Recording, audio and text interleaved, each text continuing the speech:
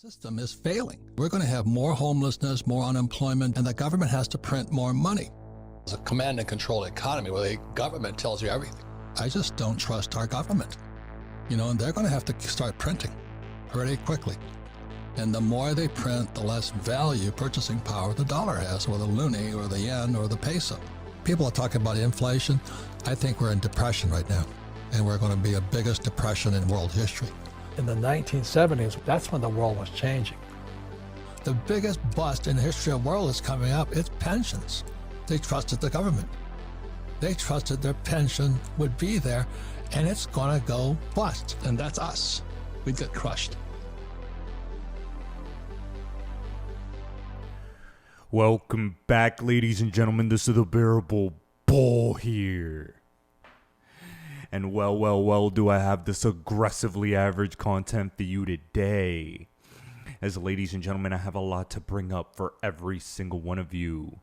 We have the macro playing out with some important breaking news.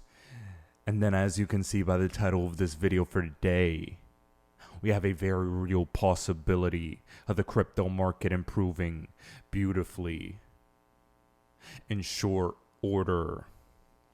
But first, I want to start off with this. Legendary investor from the Big Short, Michael Burry, has opened a massive leverage short position on the stock market. 93% of Michael Burry's portfolio is currently short market indexes. And the last time he made a big bet like this was his famous 2008 recession predictions. And this does go in line with what I've been saying for a while, that this October I do expect a monumental stock market crash. But I do also want to play devil's advocate and give you a contrarian perspective. This is a look at all of Michael Burry's recent predictions. In 2005, he predicted the collapse of the subprime mortgage market, and then 2008, the global financial crisis happened. December 2015, he predicted the stock market would crash. And then what ended up happening was an 11% gain for the next 12 months. May 2017, he predicted a financial meltdown. And then a 19% increase happened in the next 12 months. And then a 19% increase happened in the next 12 months instead. 2019, he predicted the stock market would crash. A 15% increase happened instead. 2020, he revealed a massive bearish bet. A 72% increase happened instead. In 2022, he thought crashes were going to occur, and instead, the market increased. He also did it this year in 2023, and the opposite happened. So this is what I'm going to say. Despite the fact that you're hearing on the mainstream news that this likely could be the top of the stock market, I have other indicators in place that I'm personally looking for. Remember, I believe when the stock ban bill passes, that's when I think the exact top of the stock market will be, and not a second before. Keep that in mind, my friends, and never get manipulated by the news again. Now, from Blockchain Backer, we have the XRP price chart is outperforming the altcoin market. For the first time in history, XRP shattered the 200-week moving average versus the altcoin market. Instead of being measured in dollars, here's the altcoin market measured in XRP.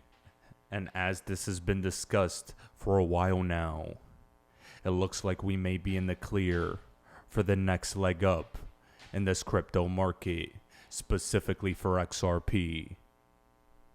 Good news may be ahead, and I need you all to continue to pay attention and not get dissuaded by the price going down a little bit. Because we are coming into a beautiful scenario where Gary Gensler, the current head of the SEC, will get replaced by SEC's Hester Pierce. John Reed Stark made a prediction and discussed a scenario where Gary Gensler could throw in the towel. And this is very possible, especially considering what just happened today. The SEC currently delays and set deadlines for Bitcoin ETF approval to early 2024. So like I have been discussing, I've said I do expect a delay when it comes to this Bitcoin ETF. But now we have that Europe's first spot Bitcoin ETF is going live at the exact same time we saw this United States SEC delay Bitcoin ETF. You see, I think politicians are beginning to get tired. They're beginning to hate Gary Gensler. And with Patrick McHenry leading the Financial Services Committee, a letter was given to FINRA and also the SEC regarding the shady approval of Prometheum as the only special purpose broker-dealer for digital assets. Ladies and gentlemen, Gary Gensler is on a short leash as far as Congress is concerned. And I think, like even John Reed Stark predicted, he may be on his way out very, very soon as these rumors are continuing to percolate in the market. Not only that, but even one of the biggest cowards of an SEC chairman, Jay Clayton, is throwing Gary Gensler under the bus. And even when I heard this, I was shocked, considering that he filed the Ripple lawsuit on his exact last day in office. Anything going on? Anything happen? This isn't going to happen again? It's just more of the same, Jay. Well, look, the SEC postponed the decision, but they are seeking public comment. And the landscape for Bitcoin and retail access to Bitcoin has definitely changed. And let's just look at where we are today. I, when I was SEC chair, was very skeptical of the Bitcoin trading markets. And whether you believe Bitcoin is going to go to whatever or dry up and go away, I think that's no longer the question. You had Russ Benham on. He was talking about it's clearly a commodity. It should be regulated like a commodity. We have large retail participation around the globe, and people want access to it. Now, what do we have? We have very credible financial institutions who have fiduciary duties of best interest to their customers, who are saying, we want to deliver this product, and we can do so consistent with those obligations. Last thing you have is you actually have the futures ETF trading, which we all know is an inefficient product. So my assessment, looking at all of that, is let's get some public comment, and then let's move on and have a spot Bitcoin ETF. So is it a stretch to say, okay, there are securities like equities, and then there were places like First Jersey or Stratton Oakmont, or take your pick of these fly-by-night bucket shop operations, and that's akin to SBF and maybe look, the crypto markets, FTX. The crypto markets, okay, were rife with fraud, but not crypto itself. Crypto's a technology. Okay, it is a technology. People still conflate the two and argue that crypto itself is a Ponzi scheme. Right, but clearly distributed ledger technology is a technology that people have found efficiency in. Go back to the legislative efforts. We've talked about stablecoin before. There is little doubt that stablecoin is a very efficient way to transfer dollars around the globe.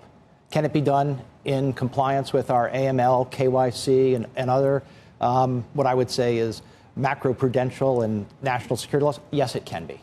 It can be done. We're talking about a digital dollar. So is the technology a good technology for some uses? Pretty clearly, yes. Well, then, what's the problem then? Or you don't think it's going to be a problem much longer? Do you think Gary Gensler believes that what you just said? Well, we did, in this administration, approve a futures ETF for Bitcoin. So, that's already there. But if that's inefficient and actually part of the problem, then why the dragging of the feet on the spot? Well, look. Anything like this, where you've had a history of really bad behavior, you do want to move slowly, and you can see that in Congress. And look, we live in a very political. I would say what percentage of this program actually touches on politics? A fair amount. Like, what is the political response to various things going to be? Yeah. When you have a fraudster like Sam Bankman-Fried, who was deeply intertwined in politics, people will want to take a pause. Right. And you see right there, ladies and gentlemen, that as a politician speaking to every single one of you as if we're dumb. You see, Jay Clayton thinks we don't realize that his passing of the Bitcoin futures ETF was directly responsible for the end of the Bitcoin bull market in 2017. Immediately after that was approved, Bitcoin started its bear market. Now, that's besides the point. He discussed the delay of this Bitcoin spot ETF, and that frankly is what it is. But what I could tell all of you is they're lining up the regulatory framework in a way where we can finally begin to adopt this technology and thrive, especially after this Ripple lawsuit as a catalyst.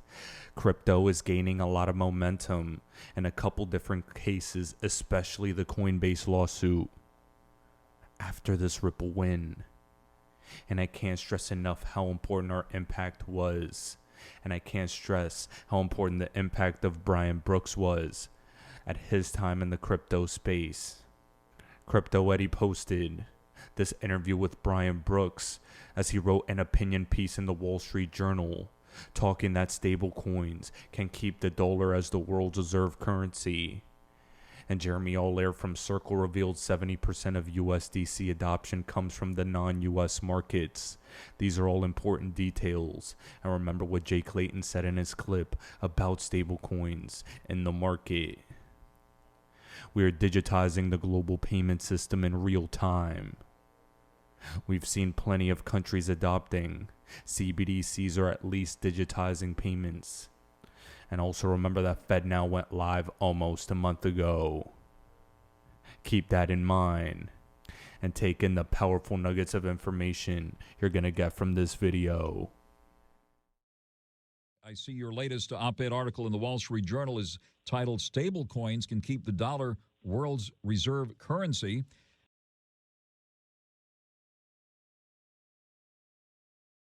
Blockchain-based assets could be to finance what Voice of America has been to U.S. diplomacy, the article reads. Tell us about your latest article and assessment of what's happening in the crypto world. Well, Frank, I appreciate that question. You know, there are a lot of things that keep me up at night, unfortunately, because there's just so much to worry about in the world right now. One of the biggest things that everybody ought to be worried about is the rest of the world is engaged in what we call de-dollarization. What that means is most of the world for the last 50 years has settled their trades, they've bought their oil, they've engaged in international finance in dollars. And that is because the dollar was the most stable currency, and after World War II, it was the one ubiquitous currency of the strongest economy on the planet. All of a sudden, big economies around the world, Brazil, Russia, India, China, South Africa, are doing everything they can to price their new trade deals in their local currency or sometimes in Chinese currency. And that's a really scary thing for Americans because the dollar's status as a reserve currency is what allows us to borrow cheaply and to finance this massive amount of social spending and infrastructure spending that we're doing in this administration. So a strong dollar in the sense of a reserve currency is really critical. My point in the op-ed in the Wall Street Journal this morning was, even though there are governments that are trying to de-dollarize, what's been really interesting is the people in those countries are clamoring for dollars. And the reason is because inflation in all of those countries is far higher than it is here in the U.S., even in this high inflation environment.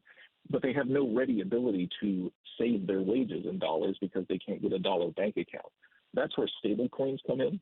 Stablecoins are like traveler's checks or prepaid cards.